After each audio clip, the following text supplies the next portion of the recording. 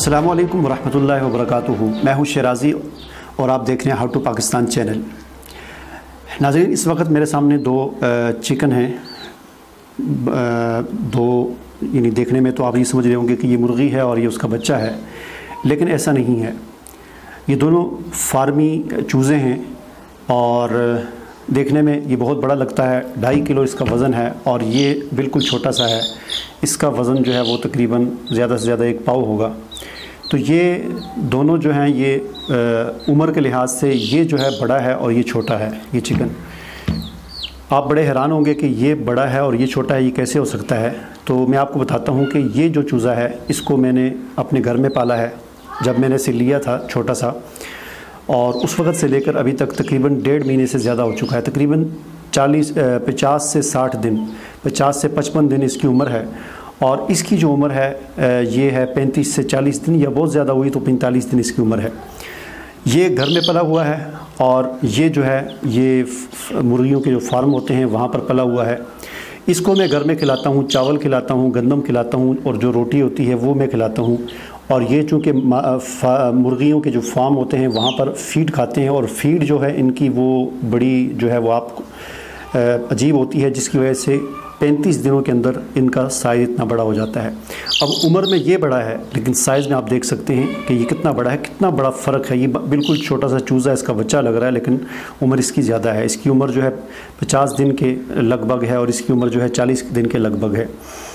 तो ये सारी उस फीड का कमाल है जिनको खिलाई जाती है। उसके अंदर तरह तरह के केमिकल्स होते हैं।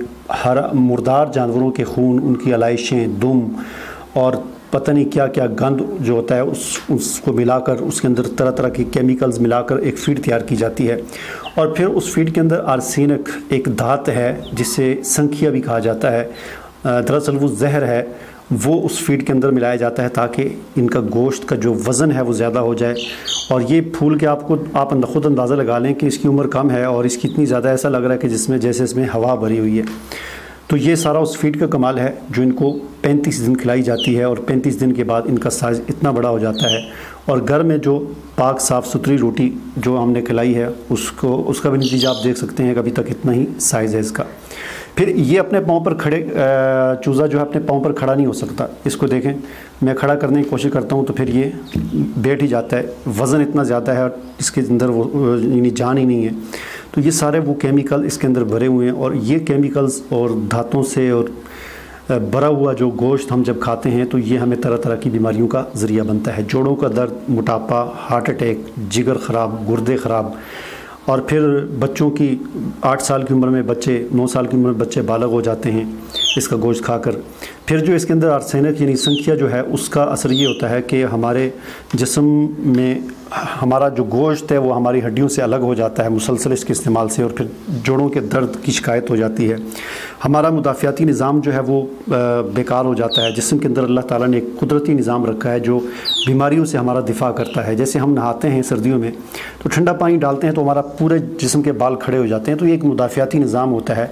इसी तरह बीमारियों से मुदाफ़ियाती निज़ाम हमारे जिस्म में है वो इसका गोश्त खाने से ख़त्म हो जाता है और हमारा जिस्म बीमारियों का मुकाबला नहीं कर सकता।